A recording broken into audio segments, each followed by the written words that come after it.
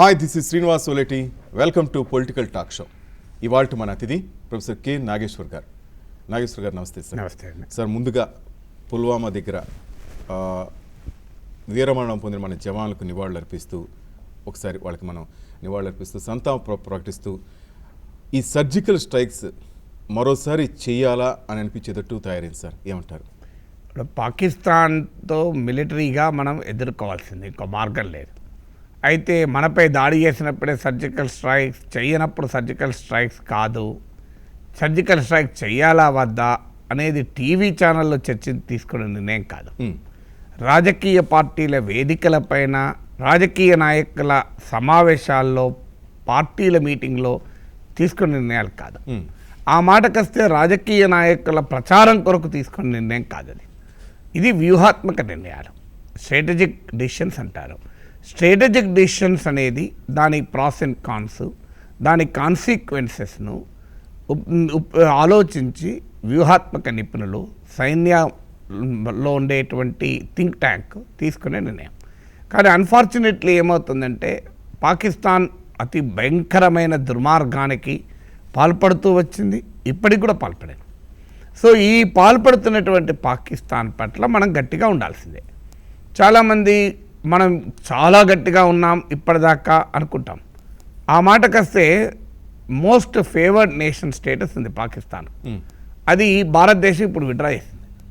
నరేంద్ర మోడీ ప్రభుత్వం ఈ కాశ్మీర్లో తాజా దాడుల తర్వాత విడ్రా చేసింది. అంటే అర్థం ఏంటి? నరేంద్ర మోడీ దృష్టిలో పాకిస్తాన్ నిన్నటి వరకు కూడా మోస్ట్ ఫేవర్డ్ నేషన్. మరి పఠాన్కోట్ జరగలేదా? యూరీ జరగలేదా? మరి సర్జికల్ స్ట్రైక్స్లో వెళ్ళి జరిపించామే, అయినా కూడా నిన్నటి వరకు మరి పాకిస్తాన్ ఎందుకు మోస్ట్ ఫేవర్డ్ నేషన్ భారతదేశానికి? అంటే మోడీ గారు పాకిస్తాన్ ఏజెంట్ అన్నట్ట? కాదు కదా. అందువల్ల డిప్లొమాటిక్ రిలేషన్స్లో అవసరాన్ని బట్టి ఒక నిర్ణయం తీసుకుంటారు. అంటే నిన్నటిదాకా పాకిస్తాన్ మోస్ట్ ఫేవర్డ్ నేషన్ ఎందుకైంది నీకు అని అడిగితే అని అర్థం ఉందా? ఇప్పుడెవరు అంటే ఈ రకమైనటువంటి జింగోయిజం, అంటే దేశభక్తి పేరిట మనం వ్యూహాత్మక అంశాలని రాజకీయ అంశాలుగా మార్చకూడదు. వ్యూహాత్మక రణనీతి అనేది అది ఇట్స్ ఎ సెపరేట్ సబ్జెక్ట్, జాతీయ భద్రతకు సంబంధించినటువంటి అంశం. రేపు మనం ఏదో ప్రజలు కోపంతో ఉన్నారు కదా, ప్రజలు కోరుకుంటున్నారు కదా, లేదు ఎన్నికల్లో ఉపయోగపడుతుంది కదా అనే యాంగిల్తో నిర్ణయం తీసుకుంటే చాలా ప్రమాదకరం. అందువల్ల దీన్ని సైన్యం ఆలోచిస్తుంది. సైన్యం కనుక ఒకవేళ సర్జికల్ స్ట్రైక్స్ అవసరమని అనుకుంటే ఆ నిర్ణయం సైన్యం తీసుకుంటుంది. ఒక దేశభక్తియుత భారతీయునిగా అప్పుడు ఖచ్చితంగా మన దేశ నిర్ణయాన్ని మనం సమర్థించాల్సిందే, అనుమానం వెళ్ళేది. అందువల్ల నేను మళ్ళీ చెప్పి సర్జికల్ స్ట్రైక్స్ను వ్యతిరేకించకూడదు, కానీ దాన్ని రాజకీయ ప్రచారానికి వాడుకోవడాన్ని మాత్రమే ప్రశ్నించాలి. అందువల్ల సర్జికల్ స్ట్రైక్స్ అవసరమైన సైన్యం భావించుంటుంది. నాగేశ్వరరావు చెప్పడానికి సర్జికల్ స్ట్రైక్స్ అవసరం లేదని. ఇప్పుడు సర్జికల్ స్ట్రైక్స్ ఒకసారి జరిపాము, రెండోసారి జరుపుతారు అనుకుందాం, జరపరనుకుందాం. జరిపితే ఎలా జరుపుతారు సర్జికల్ స్ట్రైక్స్ అని అడిగే హక్కు నాకు లేదు. అలాగే జరపలేదనుకుందాం, ఎందుకు జరపలేదు అని అడిగే హక్కు కూడా నాకు లేదు. ఎందుకంటే అది నేను తీసుకునే నిర్ణయం కాదు, నా సైన్యం తీసుకునే నిర్ణయం, నా దేశ సైన్యం తీసుకునే నిర్ణయం. అందువల్ల అనేక స్ట్రాటజిక్ ఇన్పుట్స్ ఉండి నిర్ణయం తీసుకుంటారు. అందువల్ల అయితే సర్జికల్ స్ట్రైక్స్తోనే మొత్తం పరిస్థితులు మారుతాయి అనే యొక్క ప్రచారం ఏదైతే జరిగిందో అది ప్రమాదకరం అంట. ఎందుకంటే అది శత్రువులకు అవకాశాన్ని ఇస్తారు. శత్రువులకు ఎప్పుడు కూడా మన అవకాశం ఇవ్వకూడదు. ఎందుకంటే కొన్ని పనులు మనం చేస్తాం, కానీ అది ఇల్లెక్కి అరుచుకొని చెప్పం. పాకిస్తాన్తో వ్యవహరించడమైనా, చైనాతో వ్యవహరించడమైనా చేయాల్సిన సమయంలో చేయాలి, చేస్తారు. కానీ దాన్ని ఇంటి మీద పైకప్పెక్కి అంతు చూసినాం చూడు పాకిస్తాన్ది, పాకిస్తాన్ సంగతి తేల్చినాం, తోక ముడుచుకొని వెళ్ళిపోయింది పాకిస్తాన్ అని మన దేశాన్ని పాలించే నాయకులు ఎప్పుడైతే మాట్లాడతారో అది రాజకీయ ప్రయోజనాలు తెచ్చిపెడుతుందేమో కానీ దేశ ప్రయోజనాలు తెచ్చిపెట్టదు. అందువల్ల దేశ ప్రయోజనాన్ని కోరుకునేవారుగా ఈ నిర్ణయాల్ని ఆ ప్రత్యేక వ్యూహాత్మక అవగాహన ఉన్నవారి, స్ట్రాటజిక్ అండర్స్టాండింగ్ ఉండేవారికి మనం వదిలేయాలి. ఇక అందుకే ఇప్పుడు మీరు నన్ను అడిగారు క్వశ్చన్, సర్జికల్ స్ట్రైక్స్ మరోసారి చేయాలా అని. ఒకవేళ ఆ నిర్ణయం ద్వారా భారతదేశానికి ప్రయోజనం కలుగుతుంటే చేయాల్సిందే, అనుమానం లేదు. అది ఏ స్ట్రైకో నేను నిర్ణయించలేను, కానీ ఖచ్చితంగా పాకిస్తాన్కు బుద్ధి చెప్పాలి. బుద్ధి ఎలా చెప్పాలి, ఎప్పుడు చెప్పాలి, ఏ ఏ ఏ పద్ధతిలో చెప్పాలి, భారతదేశానికి నష్టం కాకుండా ఏ విధంగా చెప్పాలి, ఇదంతా సైన్యం నిర్ణయిస్తుంది. కానీ ఇవాళ వాతావరణం ఎట్లుంది అంటే సహజంగానే 44 మంది చనిపోయాక ఉంటుంది కోపం. ఇప్పుడు ఉదాహరణకు మనకు ఇంటి పక్క వాడచ్చు, మనకు వారికి కూడా ఉంటుంది. ఇంటి పక్క వాడొచ్చి మన తండ్రిని చెయ్యిర కొట్టాడు అనుకోండి, మనకు చాలా కోపం ఉంటుంది. కోపం ఉండి వెళ్ళి వాడిని అంతు చూస్తాం, మర్డర్ చేస్తా అన్నట్టు పోయి మర్డర్ చేసేస్తాను అనుకోండి. అప్పుడు ఆహ్వానించడం ఎవరికి అడ్వాంటేజ్ వస్తుంది? చెయ్యి ఇరగొట్టిన వాడికి అడ్వాంటేజ్ అవుతుంది. ఎందుకంటే వాడు మర్డర్ అయిపోయాడు, వీళ్ళు తీసుకుపోయి జైల్లో పెడతారు. సో వీరికి జీవితకాలం జైలు వస్తుంది. వాడు అక్కడ వాడుకో పక్కనకో సింపతి వస్తుంది. అవునా కదా? అందువల్ల మనము రియాక్షన్ అనేది అప్పటిదాకా వీడు ఇంత దుర్మార్గుడు, పక్కింటి వాడు చెయ్యిర కొట్టాడు అని చెప్పి అందరూ వాడిని తిడుతుంటారు. పోలీసు వాళ్ళు వాడిపైనే కేసు పెడతారు. కానీ ఒక్కసారి మా నాన్నను చెయ్యిర కొడతావా అని చెప్పి వీళ్ళు పోయి ఈ బాబు పోయి వాడిని మర్డర్ చేసి వచ్చాడు అనుకోండి, మొత్తం మారిపోతుంది కదా. కేసు ఎవరి మీదకి వస్తుంది? చెయ్యి ఇరగొట్టిన కుటుంబం మీదకి వస్తుంది, ఇరగొట్టబడిన కుటుంబం మీదకి వస్తుంది. చెయ్యి ఎవరికి సింపతి వస్తుంది? మర్డర్ అయిన వారికి సింపతి వస్తుంది. అంటే అర్థం ఏంటి? మనకు దుర్మార్గమైన పని చేశాడు, వచ్చి అన్యాయంగా మా నాన్న చెయ్యిర కొడితే నేను పోయి చంపానే అని మనం అనొచ్చు. కానీ వాడి యాక్షన్ నీ యాక్షన్ ఎంత అనేది పట్టి సమాజం నిర్ణయిస్తుంది. అందువల్ల ఇలా పాకిస్తాన్ లాంటి దేశం, దుర్మార్గమైన దేశం, మన దేశంలో తీవ్రవాదుల్ని ప్రోత్సహిస్తూ 44 మంది అమాయకుల్ని మన జవాన్లను పట్టున పెట్టుకున్నది. సహజంగా మనకు కోపం ఉంటుంది, దీని అంతు చూద్దామని ఉంటుంది, నాశనం చేద్దామని ఉంటుంది. కానీ ఇది భావోద్వేగాలతో చేసే పని కాదు. దీని ఇంప్లికేషన్స్ ఏంటి, దేశ భద్రతకు దీని ఇంప్లికేషన్స్ ఏంటి, ఇది భయంతో అనే మాటలు కాదు, ఆలోచనతో అనే మాటలు. ఎందుకంటే మనకు భావోద్వేగాలు ఉన్నప్పుడు ఏమవుతుందంటే ఆలోచన ఉండదు, భయం కోపం ఉంటుంది. కానీ కోపముతో తీసుకునే నిర్ణయం కాదు, భయంతో తీసుకునే నిర్ణయం కాదు, ధైర్యంతో తీసుకునే నిర్ణయం, ఆలోచనతో తీసుకునే నిర్ణయం. ఏ రకంగా పాకిస్తాన్ ఐసోలేట్ చేయాలి, ఏ రకంగా బార్డర్లో పాకిస్తాన్ సైన్యం ఇలాంటి తీవ్రవాదుల్ని చొరబాటుకు ప్రోత్సహిస్తే ఏం చేయాలి, ఇలాంటి నిర్ణయాలు ఖచ్చితంగా మిలిటరీలీ ప్రూడెంట్. మిలిటరీలో ఏది అవసరమో అది తీసుకుంటారు. ఇలా కాశ్మీర్లో వాడు తీవ్రవాదాన్ని ప్రోత్సహిస్తున్నాడు కదా, మనం వెళ్ళి బెలూచిస్తాన్లోనో, పంజాబ్లోనో, సింధులోనో తీవ్రవాదాన్ని ప్రోత్సహించుదాం అనేవారు కూడా ఉన్నారు. అది భారతదేశానికి ప్రయోజనకరం కాదు కదా. సో భారతీయుల పాకిస్తాన్ ఏ రకంగా ప్రపంచం చూస్తుందో, ఏ రకంగా పాకిస్తాన్ రావణ కాష్టం అయిపోయిందో. మీరు చెప్తున్నట్టు కరెక్ట్, అటు చూస్తూ ఊరుకోలేం కదా. కానీ ఈరోజు మీరు చెప్తున్నట్టు కాశ్మీర్ రావణ కాష్టం అయిపోయింది, రోజు రక్తం ఓడుతూనే ఉంది. ఈ సమస్యకు పరిష్కారం అంటూ మన వాళ్ళ దగ్గర లేదా? అదే పరిష్కారం ఉన్నది తప్పనిసరిగానే అనేది. ఆ పరిష్కారం అనేది ఇప్పుడు పాకిస్తాన్పై యుద్ధమే చేయడమే పరిష్కారం అనుకుంటే పొరపాటు ఉంటుంది. అలా అయ్యుంటే నరేంద్ర మోడీ గారు ఎప్పుడో యుద్ధం చేసేవాడు. పోనీ మన్మోహన్ సింగ్ అంటే చేతగానివాడు, సోనియా గాంధీ ఆదేశం ఇవ్వలే పోనీ. కానీ నరేంద్ర మోడీ అయితే ధైర్యస్తుడే కదా. నరేంద్ర మోడీ ధైర్యస్తుడై కూడా ఈ దాడి జరిగేదాకా పాకిస్తాన్కు మోస్ట్ ఫేవర్డ్ నేషన్ స్టేటస్ తీసేయలే. ఎందుకు తీసేయలే మరి మీరు చెప్పాలి కదా దానికి. ఈ దేశం వరకు పాకిస్తాన్తో దౌత్య సంబంధాలు తెగతెంపులు చేసుకోలే.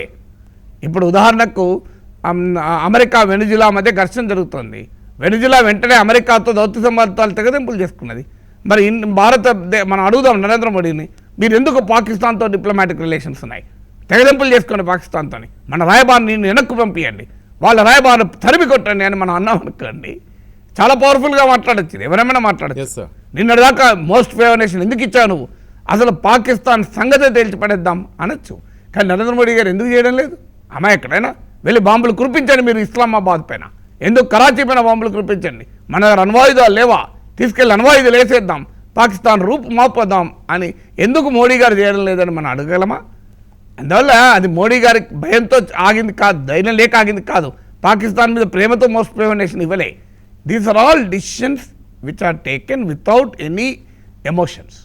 అందువల్ల మనకున్న సామర్థ్యం ఏంటి, దాని ఇంప్లికేషన్స్ ఏంటి? ఎందుకంటే రెండు దేశాలకు కూడా న్యూక్లియర్ నైబర్స్, అణ్వాయుధాలు ఉన్నటువంటి దేశాలు. మా అణ్వాయుధాలు ఒక దుర్మార్గం చేతిలో ఉన్నాయి, మళ్ళీ ఒక పిచ్చివాని చేతిలో ఉన్నాయి. భారతదేశంలో అణ్వాయుధాలంటే ఒక బాధ్యతాయుతమైన ప్రభుత్వం చేతిలో ఉన్నాయి. ఇవాళ నరేంద్ర మోడీ గారు తొందరపైన అణ్వాయుధాల బటన్ పైన ప్రెస్ చేయరు. ఎందుకంటే there is a control and command structure India, there is a democracy in India. మన పార్లమెంట్ ఉంటుంది, పార్లమెంట్కి వెళ్ళి మోడీ గారు సమాధానం చెప్పుకోవాల్సి ఉంటుంది. ప్రజాస్వామ్యం ప్రజలకు సమాధానం చెప్పాల్సి ఉంటుంది. అందువల్ల నరేంద్ర మోడీ గారు ఇర్రెస్పాన్సిబుల్ డిసిషన్ తీసుకోరు. కానీ పాకిస్తాన్లో అలా కాదే, అదొక దుర్మార్గమైన రాజ్యమే, అది సైన్యం. అందువల్ల పిచ్చి మన చేతిలో బాంబు ఉంది, మన చేతిలో కూడా బాంబు ఉంది. కానీ మన చేతిలో ఉన్న బాంబును మనం జాగ్రత్తగా వాడేవాళ్ళం. వాడి చేతిలో ఉన్న బాంబు వాడు పిచ్చివాడు కదా, ఏం చేద్దాం. ఇది ఇప్పుడే కాదు, ఇందిరాగాంధీ 1974లో అణ్వాయుధాలు అణుపరీక్షలు జరిపినప్పుడు అమెరికన్ అంబాసిడర్ ఇందిరాగాంధీ దగ్గరికి వచ్చి ఒక మాట అన్నాడు, మీరు అణ్వాయుధాలు సంపాదించారు, అప్పటికి ఇంకా పాకిస్తాన్ దగ్గర అణ్వాయుధాలు లేవు, ఇప్పుడైతే మన దగ్గర ఉన్నాయి, మన దగ్గర ఉన్నాయి, మీరు ఇక పాకిస్తాన్ సంగతి చూద్దామని అనుకుంటున్నారు, కానీ మీకు అర్థం కావడం లేదు, పాకిస్తాన్ కూడా రేపు అణ్వాయుధాలని తయారు చేసుకొని గురువారం రోజు అణ్వాయుధాలు ఒకరి మీద ఒకరు వేసుకుందాం, శుక్రవారం రోజు స్వర్గంలో కలుద్దామని చెప్తాడు, మీరు సిద్ధమా అని అడిగాడు. మనం వాడు రెడీ, వాడు చచ్చి మనం చంపడం రెడీ. ఇప్పుడు వాడు ఇలా చేసింది ఏంటి, దుర్మార్గ కాశ్మీర్లో ఆత్మాహుతి దళం, వాడు సస్తు మనం చంపుతా అన్నాడు. అతను చెప్పాడు కదా, నేను స్వర్గంలో కనిపిస్తాను అంతే. అంటే ఆ రకమైన ఉన్మాదంతో ఉన్న వాళ్ళు అంటే ఇలా వాళ్ళు చచ్చినా మంచిదే, భారతదేశాన్ని చంపాలి అని కోరుకుంటున్నారు. ఇలా చంపడం వల్ల ఈ రెండు దేశాలు వెళ్ళి స్వర్గంలో కలుద్దాం అనే వానికి మనం ఎలా డీల్ చేయాలి. అందుకే నేను ఈ మాట చెప్పేది, ఎమోషన్స్తో మనం ప్రభుత్వాలపైన ఒత్తిడి తేయకూడదు. ఎమోషన్తో ప్రభుత్వాల మీద ఒత్తిడి తెస్తే పొలిటికల్ పాయింట్స్ స్కోర్ చేయొచ్చు. ఖచ్చితంగా ఇవ్వాలన్న నరేంద్ర మోడీ పైన పొలిటికల్ పాయింట్స్ స్కోర్ చేయాలంటే ఒకటే క్వశ్చన్ అడగచ్చు, ఏం చేస్తున్నావు నువ్వు ఇస్లామాబాద్ పైన బాంబుల వర్షం కురిపించకుండా అని అనొచ్చు. అనడం చాలా ఈజీ. కరాచీ పైన బాంబుల వర్షం ఎందుకు కురిపించడం లేదు, ఏం అంత చేత కాని వాడు నరేంద్ర మోడీ బాగా మాట్లాడావు కదా అని అనొచ్చు. కానీ అది బాధ్యతాయుతమైన మాట కాదు, it's an highly irresponsible. Narendra Modi వ్యక్తి కాదు, ఒక 130 కోట్ల మంది భారత ప్రజలకు ప్రధానమంత్రి. అందువల్ల ఆయనకి ఏం చేయాలో ఆయనకు తెలుసు, నాకు తెలిసింది కాదు కదా. అందువల్ల మనం this is the time to defend the nation. రాజకీయాలకు అతీతంగా ప్రజలంతా భారతదేశం నాయకత్వంలో మనం ఉండాలి. అంటే చైనా సపోర్ట్ చూసుకుని కూడా పాకిస్తాన్ ఈ విధంగా చైనా సపోర్ట్ చూసుకుంటుంది, అమెరికా సపోర్ట్ చేసుకుంటుంది, పాకిస్తాన్ ఏ సపోర్ట్ చేసుకుంటుందన్నా మన సపోర్ట్ మీద మనం ఉండాలి కదా. మనం చైనాను కూడా కన్విన్స్ చేయాలి, అమెరికా కూడా కన్విన్స్ చేయాలి, ప్రపంచాన్ని కన్విన్స్ చేయాలి. అందువల్ల మనం అన్నిటికన్నా ముఖ్యంగా మన ప్రజల మనస్సుల్లో మన భారతదేశం పట్ల, భారత రాజ్యాంగం పట్ల, భారతదేశ సార్వభౌమాధికారం పట్ల, కాశ్మీరీ ప్రజల్లో ముఖ్యంగా యువతలో పెరుగుతున్న వ్యతిరేకతను టాకిల్ చేయాలి. నువ్వు ఎన్ని చెప్పినా కాశ్మీరీ ప్రజలు మనతో ఉండదలుచుకోకపోతే మనం ఎన్ని ఆయుధాలు, ట్యాంకులు, బాంబులు, తుపాకులతో కూడా మనం కాపాడుకోవాలి. ప్రజల అభిప్రాయాన్ని గౌరవించాలి. ప్రజల అభిప్రాయాన్ని గౌరవించమని అనడం లేదు. ప్రజలు రేపు మేము భారతదేశం నుంచి విడిపోవాలంటాం, మనం ఒప్పుకుంటామా? అది ప్లెబిసైట్. చాలా మంది కొంతమంది ఆ వాదన కూడా చేస్తున్న వాళ్ళు ఉన్నారు. అది దుర్మార్గం. భారతదేశంలో ఇన్నాళ్ళు ఉండి ఇప్పుడు మేము వెళ్ళిపోతామంటే అది ఎట్లా సాధ్యమవుతుంది? ఎందుకంటే మనకు అర్థం కావాల్సింది ఏంటంటే కాశ్మీర్ భారతదేశంలో విలీనము దట్ ఈస్ ఫైనల్, ఇర్రివోకబుల్. అంటే Kashmir అక్సెషన్ to India is final and permanent. దీనిపైన చాలామంది కొంతమంది మేధావులు కూడా మనం జనవాక్య సేకరణ, రెఫరెండం జరపాలి, ప్లెబిసైడ్ జరపాలి అని వాదన చేస్తారు. ప్లెబిసైడ్ జరిపితే అమెరికాలో కూడా చాలా రాష్ట్రాలు ఉండవు, కోరుకుందామా? చైనాలో కూడా రాష్ట్రాలు ఉండవు, భారతదేశంలో కూడా తమిళనాడు ఉండదు, తెలంగాణ కూడా నేను దేశం కావాలనుకుంటుంది. అందువల్ల అది ఎవరమో యాక్సెప్ట్ చేసే ప్రసక్తే లేదు. భారతదేశంలో కాశ్మీర్ విలీనము సంపూర్ణము, శాశ్వతము.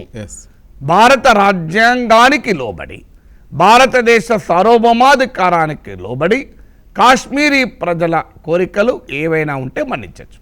అంతే తప్ప ఈ దేశం నుంచి విడిపోతామన్నంత చర్చలు అవసరం లేదు. ఈ దేశం నుంచి వెళ్ళిపోతామనుకున్న వారితో టాక్స్ ఏముంటుంది? ఇంకా టాక్స్ ఎవరితో ఉంటుంది?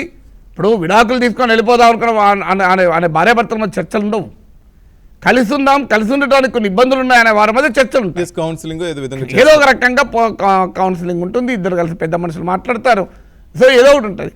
నేను విడిపోవాలనుకుంటుంది. అందువల్ల కాశ్మీర్లో ఇవాళ 3 రకాల అభిప్రాయాలు ఉన్నాయి. ఒక అభిప్రాయం ఏంటంటే మేము వెళ్ళిపోయి పాకిస్తాన్లో కలుస్తాం, వారితో చర్చలే లేదు. ఇప్పుడు అది పాక్ ప్రేరేపిత తీవ్రవాదులు ఉన్నారు, కాశ్మీరీ తీవ్రవాదులు ఉన్నారు, వారితో చర్చలు ఇచ్చే అవసరమే లేదు. వాళ్ళకు తుపాకులే పరిష్కారం, సమాధానం. ఇక రెండవ సెక్షన్ ఉంది, మేము స్వతంత్ర దేశంగా ఉండదలుచుకున్నాం, మాకు భారతదేశం మాపై ఆధిపత్యం చెలాయిస్తుంది అని వారితో చర్చించాలి. అరే బాబు, నువ్వు స్వతంత్ర దేశంగా ఉండి మనగర సాధించడం సాధ్యం కాదు. నీకు భారతదేశంలో ఉండడంలో ఇబ్బందులు ఏంటి, వాటిని అడ్రస్ చేస్తామనాలి. ఇక మూడవ వాళ్ళు ఉన్నారు, మేము భారతదేశంలోనే ఉంటాం కానీ మా కాశ్మీర్కు భారత రాజ్యాంగం కొన్ని ప్రత్యేక అధికారాలు ఇచ్చింది ఆర్టికల్ 370 ద్వారా, వాటిని ఇప్పటిదాకా భారత ప్రభుత్వం గౌరవించడం లేదు. వాటిని గౌరవించాలని కోరుకునే రాజకీయ పార్టీలు ఉన్నాయి, కాశ్మీర్లో రాజకీయ పార్టీలు ఉన్నాయి. వారి అభిప్రాయాలను గౌరవించి చర్యలు తీసుకోవాలి. అందువల్ల అన్నిటికీ ఒకటే సొల్యూషన్ కాదు. ఎవడైతే దేశం నుంచి విడిపోయి పాకిస్తాన్లో కలవాలనుకుంటున్నాడో వాడికి తుపాకులే సమాధానం. ఎవడైతే దేశం నుంచి విడిచి వేరే కాపురం పెట్టాలనుకున్నాడో వాడికి సదురు చెప్పాలి. అరే బాబు, ఏం లాభం నీకు ఇది, ఈ దేశంలో నీకు వచ్చిన ఇబ్బందులు ఏంటి అని. ఈ దేశంలోనే ఉండాలని కోరుకుంటూ మాకు అన్యాయం జరిగిందని భావిస్తున్న వారితో వారి అభిప్రాయాలు గౌరవించాలి, చర్చించడం కూడా గౌరవించాలి. ఈ రకమైన వ్యూహాన్ని అనుసరించడం వల్ల మనం పాకిస్తాన్ దుర్మార్గాల్ని దుశ్చర్యల్ని మనం ఎదుర్కోగలం. ఇక పాకిస్తాన్తో మిలిటరీ పరంగా ఎలా వ్యవహరించాలి అది మన భారత సైన్యానికి వదిలేద్దాం, భారత ప్రభుత్వానికి వదిలేద్దాం, భారతదేశ వ్యూహకర్తలకు వదిలేద్దాం. టీవీ ఛానల్లో మనమే వ్యూహాత్మక నిపుణులుగా, టెలివిజన్ యాంకర్లు ఆర్నబ్ గోస్వామీలు, ఇంకో లేదుంటే రాహుల్ శివశంకర్లు ఇవాళ వ్యూహాత్మక నిపుణులు అవతారం ఎత్తి దేశ స్ట్రాటజిక్ అఫైర్స్ నిర్ణయించే పని టెలివిజన్లో ఉండే షౌటింగ్ మ్యాచెస్లో జరగద్దు.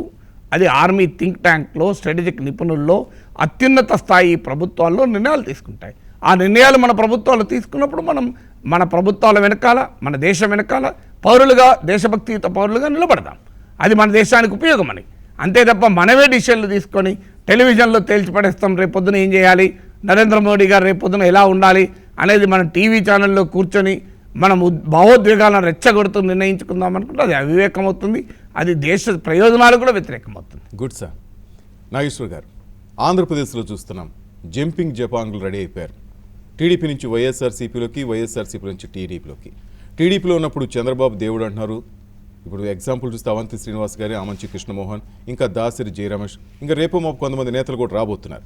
ఇక్కడ లోటస్ పాండ్ దగ్గరికి రాగానే చంద్రబాబు అంతా ఊసరవిల్ రాజకీయాలు, అలాంటి నేతలు మేము ఎప్పుడు చూడలేదు అంటున్నారు. ఏంటి ఇదంతా? అంటే ప్రజలు నమ్మే స్థితిలో ఉన్నారు వీళ్ళని? రాజకీయాల కోసమేనా వీళ్ళు మారుతున్నారు, అంటే గెలుపు కోసమేనా, లేక ఏమనుకోవాలి సార్? అసలు అలా మాట్లాడుతున్న వాళ్ళు నిజంగా నమ్మి మాట్లాడుతున్నారని మీరు నమ్మితే దాని మించిన అవివేకం ఇంకోటి ఉండదు. ఎందుకంటే మనం చాలామంది నాయకులు చూసాం. Yes sir. నాకు ఇప్పుడు గుర్తు, ఇప్పుడు మంత్రిగా, అంటే ఇప్పుడంటే ఇప్పుడు మంత్రులు లేరనుకో, నిన్న మొన్నటిదాకా మంత్రిగా ఉన్న ఒక పెద్ద మనిషి నేను ఒక టీవీ ఛానల్లో మాట్లాడుతున్నప్పుడు ఉదయాన్నే నాతో పాటు ప్యానెల్లో ఉండి కేసీఆర్ను తిట్టకుండా తీవ్రంగా విమర్శించాడు. అతి తీవ్రంగా విమర్శించి నాక బ్రేక్ఫాస్ట్కు ప్రోగ్రామ్ అయ్యాక బ్రేక్ఫాస్ట్ చేయాలంటుంటే సార్ నేను వెళ్ళిపోవాలి సార్, ఫ్లైట్ టైం అవుతుంది ఢిల్లీకి అని వెళ్ళిపోయాడు. వెళ్ళిపోయి ఢిల్లీకి వెళ్ళి అక్కడ ఆ రోజు కేసీఆర్ ఢిల్లీలో ఉండే కలిసి టీఆర్ఎస్లో చేరుతున్నట్టు ప్రకటించాడు. ఉదయాన్నే టీవీ ఛానల్లో తిట్టాడు, మధ్యాహ్నానికి టీఆర్ఎస్లో చేరాడు. మరి ఆయనకు అప్పటికే చేరదాన్ని నిర్ణయించుకుంటే ఫ్లైట్ బుక్ చేసుకున్నాడు కదా, అయినా కూడా పొద్దున తిట్టిపోయాడు. అంటే వీళ్ళు ఏం చెప్పదలుచుకున్నారు? జనం పిచ్చివాళ్ళు, మా ఇష్టం వచ్చినట్టు రాజకీయాలు చేస్తారని చెప్పదలుచుకున్నారు. ఇందులో వాళ్ళదే తప్ప, రాజకీయ పార్టీలు కూడా తప్పే. ఎవరు ఎప్పుడొచ్చినా పార్టీలో చేర్చుకుంటున్నారు. ఎవరు ఎప్పుడొచ్చినా పార్టీలో చేర్చుకుంటున్నప్పుడు వాళ్ళు వస్తారు, పోతుంటారు, ఎదురెళ్ళి స్వాగతం పలుకుతున్నారు. రాత్రి మిడ్ నైట్ వచ్చినా కూడా టికెట్ ఇస్తారుగా, ఇచ్చినాక ఇంక మరి వాళ్ళు తప్పు అంటారే. ఇప్పుడు ఇందులో తప్పు ఎవరిది? తప్పు తప్పు చేరుతున్న నాయకులదా అందాం అనుకో. పార్టీలు చేర్చుకుంటేనే మేము చేరుతున్నాం కదా. మీకు వీళ్ళంతా కమిట్మెంట్తో చేరుతున్నారని ఏ పార్టీ అని అనుకుంటుందా? ఇలా వైఎస్ఆర్ కాంగ్రెస్ పార్టీలో చేరిన ఆమంచో, అవంతిలో ఇంకోరో వీళ్ళు కమిట్మెంట్తో చేరుతున్నారు. వైఎస్ఆర్ కాంగ్రెస్లోనే జీవిత కాలపు రాజకీయ ఆశ్రయం, రాజకీయ నివాసంగా ఉంటారని జగన్మోహన్ రెడ్డి కూడా నమ్మడు. చంద్రబాబు నాయుడు నాయకత్వాన్ని పొగుడుతూ తెలుగుదేశంలో చాలామంది వైఎస్ఆర్ కాంగ్రెస్ పార్టీ ఎమ్మెల్యేలు చేరాడు. వాళ్ళందరూ రేపు తెలుగుదేశంలో ఉంటారన్న గ్యారంటీ కాదు. అది చంద్రబాబు నాయుడు కూడా తెలుసు. మరి తెలిసి మమ్మల్ని వాళ్ళని చేర్చుకుంటున్నారు కదా, మా తప్పేంటి? మా అవసరం వారికి ఉంది, మేము చేర్చుకుంటున్నామని వీళ్ళు అనొచ్చు. రాజకీయ పార్టీలు నాయకులది తప్పు, పార్టీల తప్పు మాది కాదు అని. పార్టీలు ఏమంటాయి? వాళ్ళు మాది తప్పు ఏంటంటే వాళ్ళు చేరుతున్నారు, మేము చేర్చుకుంటున్నాం. మేము తప్పే చేస్తే ప్రజలు ఓట్లేస్తున్నారు కదా, మళ్ళీ ఫిరాయింపుదారులకు కూడా ప్రజలు ఓట్లేదు గెలిపిస్తున్నారు కదా. తెలంగాణలో చూసాం కదా, ఫిరాయింపుదారులు అన్యాయము దుర్మార్గం అని మళ్ళాంటి వాళ్ళు ఉపన్యాసాలు ఇచ్చాను టీవీలో కూర్చొని. రాజకీయ ఫిరాయింపులు ప్రజాస్వామ్యానికి ప్రమాదకరమని నాగేశ్వర్ స్పీచ్ ఇస్తాడు, శ్రీనివాస్ వలేటి ప్రశ్నిస్తాడు. కానీ ప్రజలు వాళ్ళకే ఓటేది గెలిపిస్తున్నారు కదా, ఏం చెప్పాలి దీన్ని? ప్రజలు గెలిపించినప్పుడు ఏది చేసినా కరెక్టే కదా. ఇప్పుడు మన దేశంలో ఏం చేసినా గంగాజలంతో అభిషేకం చేస్తే పాప ప్రక్షాళన జరుగుతుంది కదా. మరి ప్రజాస్వామ్యంలో ప్రజల తీర్పే గంగాజలంతో ప్రక్షాళన చేసినట్లు, అవునా కాదా? ప్రజలు తీర్పిచ్చినాక అగ్ని ప్రవేశము చేసి పవిత్రతను చాటుకున్నట్టే కదా. సో అగ్ని ప్రవేశం చేసి పవిత్రతను చాటుకున్నారు కదా ఈ నాయకులు. ప్రజలు వెల్కమ్ చెప్పారు కదా అని పార్టీలు అంటాయి, నాయకులు అంటాయి. ప్రజలు అడిగారు అనుకోండి, మేము ఏం చేయాలి? అందరు పార్టీలు మారేటోళ్ళే కదా. ఇప్పుడు ఇలా వీళ్ళు మారడానికి గ్యారెంటీ ఏమైనా ఉందా మాకు? ఏది గ్యారెంటీ అంటే జగన్మోహన్ రెడ్డి తెలుగుదేశంలో చేరడు, అది గ్యారెంటీ. చంద్రబాబు నాయుడు కానీ లోకేష్ కానీ వైఎస్ఆర్ కాంగ్రెస్లో చేరడు. హితేష్ కూడా చేరొచ్చు, లోకేష్ చేరడు, అంతే కదా. రాహుల్ గాంధీ బీజేపీలో చేరడు, వరుణ్ గాంధీ కూడా చేరిండు, నరేంద్ర మోడీ కాంగ్రెస్లో చేరడు. ఈ గ్యారెంటీ తప్ప ఇంక నీకు ఏ గ్యారెంటీ అని ఇవ్వగలరు ఎవరన్నా ఈ దేశంలో? ఇంపాసిబుల్ కదా. ఈ గ్యారెంటీ తప్ప మరో గ్యారెంటీ ఇచ్చే ధైర్యం ఎవరు చేయలేరు. అంటే అర్థమైంది, రాజకీయాలు ఆ రకంగా తయారై రాజకీయ పార్టీలు బస్ స్టాండ్లు ఇంత సిగ్గు విడిచి ఎలా వెళ్తున్నారు? ఇప్పుడు చంద్రబాబు గారు ప్రజలు ఓట్లు ఇస్తున్నారు కదా అంటారు వాళ్ళు. ఈయన అన్న ఒక మాట నేను చూద్దాం సార్. చంద్రబాబు గారు ఒక మాట అన్నారు, ఇక్కడ అనుభవించారు, పార్టీ పదవులు అయితే అన్ని వీళ్ళకి కావాల్సిన కోరికలు తీర్చుకున్నారు, వాళ్ళకి సంబంధించిన వర్క్స్ అని కంప్లీట్ చేసుకుని ఈ రోజు ఏదో సర్వేల్లో మాకేదో తేడా ఉందని చెప్పేసి వైఎస్ఆర్సీపీలోకి వెళ్తున్నారు. ఇలాంటి వాళ్ళు ఉన్నా ఒకటే పోయినా ఒకటే అంటున్నారు. మరి అలాంటి వాళ్ళు నువ్వే అదే చంద్రబాబు నాయుడు గారు క్వశ్చన్ అడగాలి, నువ్వు ఇట్లాంటి వాళ్ళు ఎంతమంది దగ్గరికి కూడా 20 మంది మనం ఎంతమంది చేర్చుకున్నావు కదా. చేర్చుకున్నప్పుడు అక్కడ వాళ్ళు జగన్మోహన్ రెడ్డి పదవులు అనుభవించే కదా. అంటే ఇది రాజకీయ పార్టీలు ఎట్లా తయారయ్యంటే, నా దగ్గరికి వస్తే అదొక పుణ్యకార్యం, అతని దగ్గరికి వెళ్తే అది పాపకార్యం. నా పార్టీలో చేరితే అదొక పవిత్ర స్నానం, ఒక పరమ పవిత్రమైన తీర్థయాత్ర దర్శనం. ఆ పార్టీలో చేరితే మురికి కూపంలో దిగినట్లు. అసలు నేను అనేది రాజకీయాలే మురిక్కుపాడు, ఏది పవిత్ర స్నానం కాదు. అందువల్ల ఈ హిపోక్రసీ పొలిటికల్ లీడర్లకు నేను అనేది అంటే ఇటైనా అటైనా, this is the hypocrisy of the politicians. మీరు చేర్చుకుంటున్నారు ఇష్టం వచ్చినట్టు. మీ దగ్గరకు వచ్చినప్పుడేమో చంద్రబాబు నాయుడు అభివృద్ధిని చూసి భవ్యాంధ్ర నిర్మాణం కొరకు వస్తున్నారు. ఇలాంటి నాయకుడు లేడు. జగన్మోహన్ రెడ్డి దగ్గర పోయేటప్పుడు మళ్ళీ వేరే రకంగా అంటున్నారు. సో ఈ రకమైనటువంటి రాజకీయాలే వద్దని అనేది. ఇవాళ వీళ్ళనే కాదు, కొత్తగా వచ్చే పార్టీలు కూడా ఇలాంటి ఫిరాయింపుదారులనే చేర్చుకుంటున్నారు. మరి వాళ్ళు కూడా దీనికి ఏం అతీతం కాదు, వాళ్ళు కూడా ఇలాంటి ఫిరాయింపుదారులనే చేర్చుకుంటున్నారు. అంటే ప్యాక్ కార్డులు అవే. సో ఆ కార్డులే ఒకసారి ఒకరికి వస్తాయి, ఇంకోసారి ఇంకొకరికి వస్తాయి. ఇప్పుడు మీరు నేను రాజకీయం అనే ఒక ప్యాక్ కార్డు ఆడుతున్నాం. కార్డ్స్ ఏంటి? అవే ముక్కలు. ఒకసారి క్వీన్ నీకు వస్తుంది, ఒకసారి నాకు వస్తుంది. భాష ఒకసారి మీకు వస్తుంది, ఒకసారి నాకు వస్తుంది. కింగ్ ఒకసారి మీకు వస్తుంది, నాకు వస్తుంది. ఆఖరికి జోకర్ కూడా ఒకసారి మీకు వస్తుంది, నాకు వస్తాడు. అందువల్ల జోకర్ నాకు వచ్చినప్పుడు ఈ జోకర్ నా దగ్గరే శాశ్వతంగా ఉంటాడని నేను భ్రమపడద్దు. భాషనో రానే మీకు వచ్చినప్పుడు మీరు కూడా శాశ్వతంగా నా దగ్గరే ఉంటాయి ఈ కార్డులని భ్రమపడకూడదు. ఇది ఆ రాజకీయ ప్యాక్ ఆట. ఇది ఈ ప్యాక్ ఆటలో కార్డులు అటు ఇటు తిరుగుతున్నాయి. ఇది ఆడేవాడికి తెలుసు, చూసేవాడికి తెలుసు, ఆ కార్డులకు కూడా తెలుసు ప్రాణం ఉంటే మమ్మల్ని ఇలాగే ఆడుకుంటాను అని. అందువల్ల ఇందులో ఆశ్చర్యపడాల్సి లేదు. అందువల్ల నేను అడుగుతున్న క్వశ్చన్ ఇదే, రాజకీయాల్లో ఎవరు తప్పుడు? సినిమా వాళ్ళలాగా సినిమాలు ఇంత దరిద్రంగా ఎందుకు తీస్తున్నారు అంటే జనం చూస్తున్నారని నిర్మాతలు అంటారు. అదే చెప్తున్నారు కదా, మీరు అశ్లీలత ఎందుకుంది సినిమాల్లో అంటే జనం అశ్లీలతే కోరుకుంటున్నారు కదా. అదే విధంగా మేము తీస్తున్నాం, కోరుకోవడం లేదా నిజమే. ఇలా మీరు యూట్యూబ్లో నిజాయితీగా హెడ్లైన్ పెట్టండి, ఎవరు చూడడు. ఆ హీరోయిన్ ఆ రాత్రి ఎక్కడ గడిపింది అని హెడ్లైన్ పెట్టు, 1 మిలియన్ వ్యూస్ వస్తాయి. లోపలికి వెళ్తే ఏముంటుంది? ఆ హీరోయిన్ ఆ రాత్రి వాళ్ళ తల్లితో గడిపింది, వాళ్ళ అమ్మ జన్మదినం గనక అని ఉంటుంది. వాళ్ళ అమ్మ బర్త్డే రోజు వెళ్ళి అమ్మతో గడిపింది. దీనికి ఏమైనా వాడుతుందా? దీనికి హెడ్లైన్ ఇలా పెడతారు, ఆ రాత్రి హీరోయిన్ ఎక్కడ గడిపింది అంటే మన వాళ్ళు ఏదో దానికి ఎక్కడ లేని సంభ్రమాశ్చర్యాలతో సమరోత్సాహంతో ఇక చూస్తూనే ఉంటారు. This is the level of maturity of the people. ఇప్పుడు level of maturity of the పీపుల్ని బట్టి సమాజం ఉంటుంది కదా. What you sow you get. నువ్వు వేప గింజలు పెడితే వేప చెట్టు ముడుస్తుంది, మామిడి గింజలు పెడితే మామిడి చెట్టు ముడుస్తుంది. వేప గింజలు పెట్టి తీయని మామిడి పళ్ళు కావాలంటే ఎలా సాధ్యమవుతుంది అని అంటున్నారు కదా.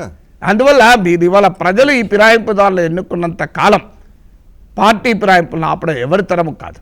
ప్రజలు ఫిరాయింపుదారులను శిక్షించినంత కాలం రాజకీయ పార్టీలు ఫిరాయింపుదారులను ఆహ్వానిస్తూనే ఉంటాయి, ఆలింగనం చేసుకుంటూనే ఉంటాయి.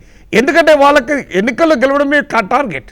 ఇవాళ వీళ్ళు వెళ్ళే వాళ్ళు ఎందుకు వెళ్తున్నారు, చేరే వాళ్ళు ఎందుకు చేరుతున్నారు అందరికీ తెలుసు. ఒక్కొక్కరికి ఒక్కొక్క కారణం.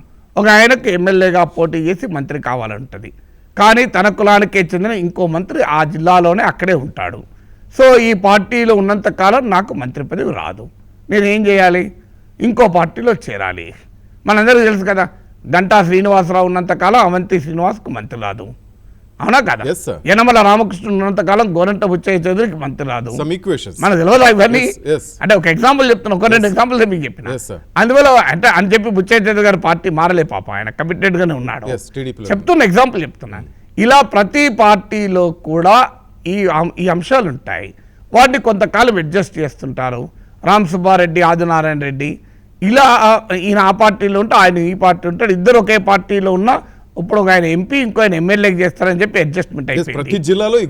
ప్రతి జిల్లాలో ప్రతి పార్టీలో ఉన్నాయి. అందువల్ల ఏమవుతున్నాయి, ఈ పార్టీలో నాకు అవకాశాలు లేవు అనుకుంటే ఈ గట్టున అవకాశాలు లేవంటే ఆ గట్టుకు వెళ్తున్నారు. ఆ గట్టునున్న వాడు ఇతను అవసరం ఉంటే తీసుకుంటున్నాడు, అవసరం లేకపోతే ఆ గట్టున ఈ గట్టున ఎక్కడ అవకాశం లేనివాడు అలాగే బతుకుతున్నాడు. అలాంటి వాళ్ళు కూడా ఉన్నారు, లేరని కాదు.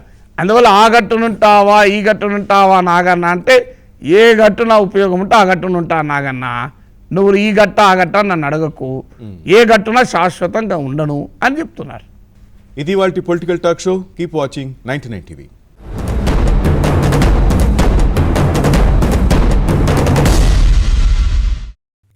For more updates, please subscribe 99 TV Telugu.